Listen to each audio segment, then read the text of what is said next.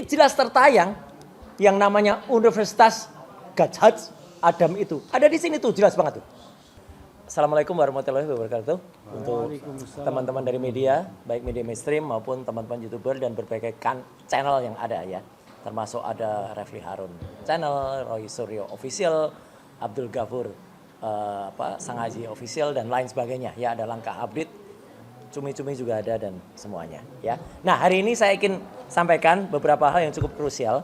Yang pertama adalah kemarin beredar ya sebuah tangkapan layar dari salah seorang lawyer yang intinya kalau dirasakan itu agak melakukan intimidasi. Sekali lagi, intimidasi kepada salah satu pemimpin redaksi dan juga teman anggota dari produser acara tersebut, yang dikatakan ketika hari Selasa malam itu saudara Doktor respon Hasiolan Sianipar ya, dia kan pengennya disebut begitu ya gitu, katanya agak marah tersinggung kalau disebut si Omon ya, apalagi disebut zombie ya.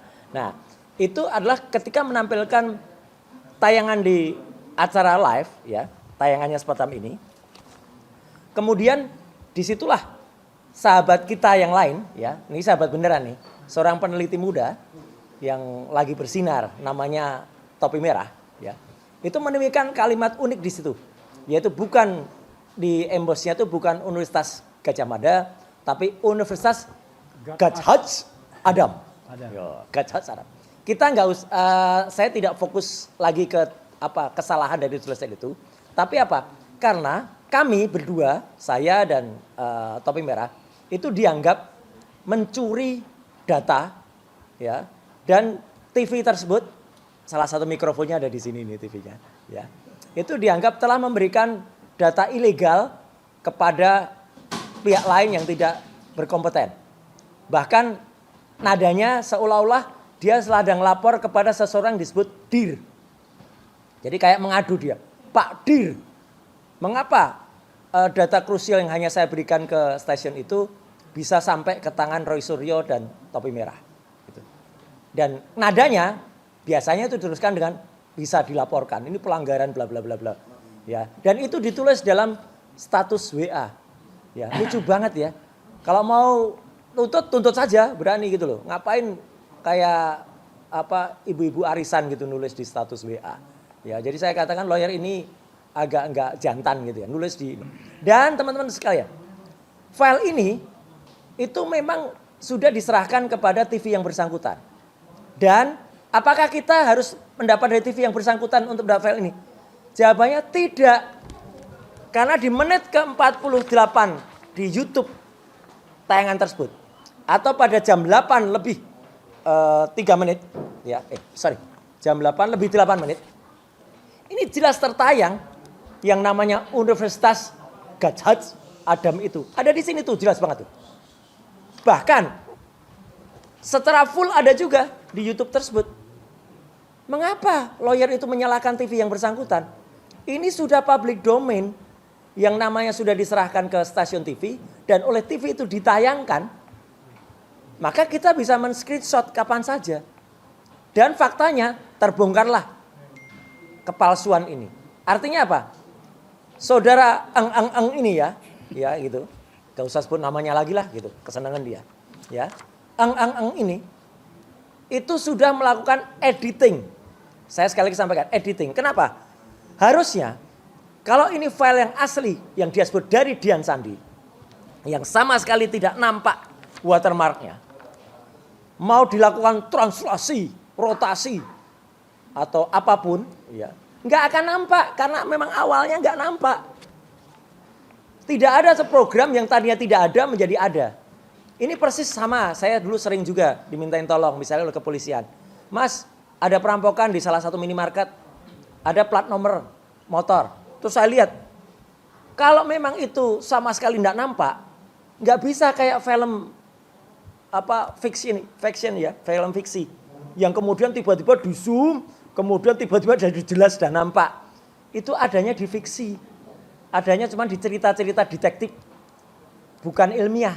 Kalau secara ilmiah ada batas toleransi. yang namanya file itu tidak ada sama sekali, kemudian muncul. Mau pakai program apapun nggak mungkin kecuali diedit, ditambahkan ulang. Jadi diedit, ditambahkan itulah yang dulu pernah terjadi pada saat gelar perkara khusus. Yang tadinya bukti itu nggak ada sama sekali watermark, tiba-tiba ditambahkan watermark dan emboss. Padahal tadinya tidak ada. Jadi benar-benar apa yang dilakukan oleh si Eng ini sudah end game lah dia. Dia justru merekayasa barang bukti. Makanya keberatan lawyernya ketika kami bisa mendapatkan file itu. Dan jelas seperti tadi berulang kali dikatakan oleh Mas Refli, ya, Dr. Refli dan juga teman-teman semua, itu yang dia langgar pasal 32 Undang-Undang ITE dan utamanya pasal 35. Membuat sesuatu yang palsu tadi ini menjadi seolah-olah otentik. Lihat baca pasal 35 itu. Setiap orang dilarang dengan sengaja atau melawan hukum melakukan manipulasi penciptaan perubahan dokumen elektronik dengan tujuan agar informasi elektronik bla bla bla bla dianggap seolah-olah data yang otentik. Eng sudah melakukan manipulasi. Bahkan itulah yang diancam dengan hukuman maksimal 12 tahun penjara. Ya. Jadi artinya clear banget ya. Jadi saya sekali lagi ingin menyampaikan dengan tegas bahwa apa yang dilakukan topi merah dan saya itu justru membongkar satu kebohongan dari dokter Eng ini, ya, dokter palsu maksudnya, ya, yang itu terungkap bahwa dia melakukan manipulasi editing. Gambar yang tadinya tidak ada, kemudian ditambahkan baru muncul. Kalau memang muncul dari awal, ya ada. Kalau memang itu ada, memang ada. Tapi kalau itu tidak ada, ya tidak ada. Jadi saya kira itu yang paling penting temuan baru. Saya tadi juga barusan saja, ini sedikit aja tambahan ya Mas. Barusan melakukan sedikit podcast di salah satu podcast ya. Nanti tunggu aja podcast yang mana ya. Saya ditanya soal, karena ini ada hubungannya juga. Bagaimana jawaban menurut Mas Roy, bagaimana jawaban seseorang yang menjawab Pak Yusuf Kalla dengan mengatakan saya orang kampung kok gitu. Nah, kenapa saya harus jawab ini? Ya, karena menggunakan diksi orang kampung itu artinya kampung atau kampungan. Ya, itu ada bedanya. Kalau yang namanya kampungan tuh yang ada di bawah ini loh. Nah, dan dia sok menjadi raja. Ya. Pernah mau pinjem, tadi saya sebutkan di podcast itu.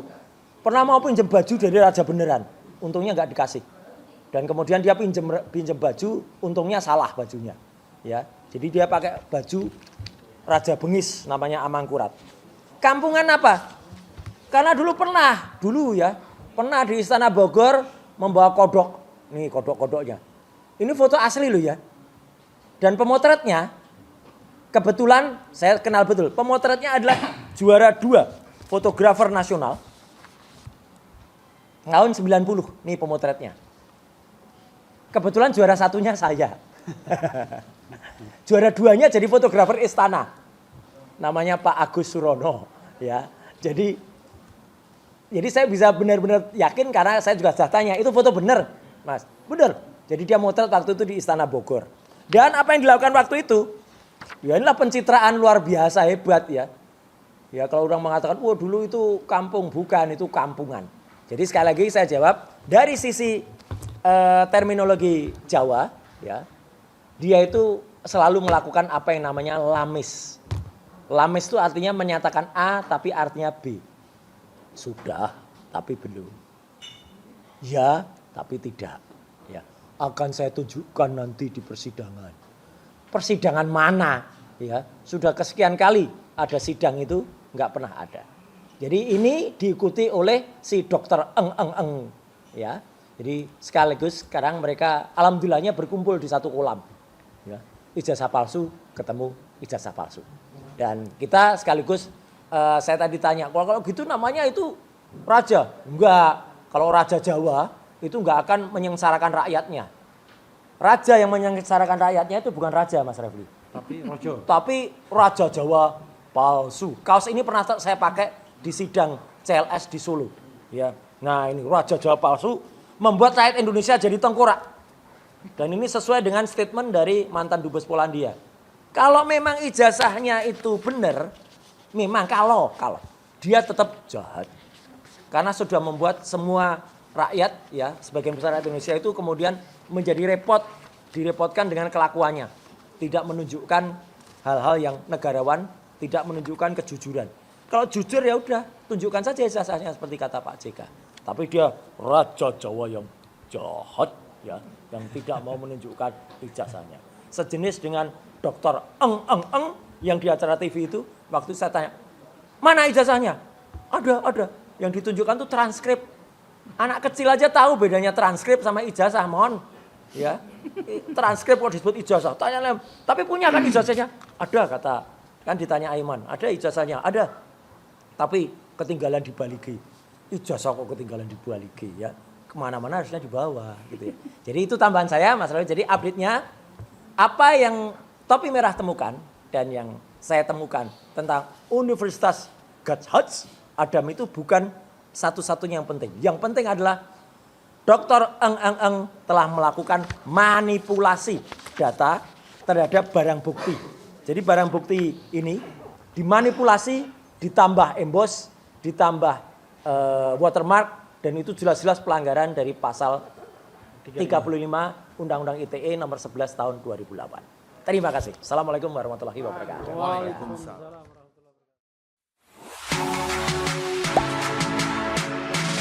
Gak sempet baca?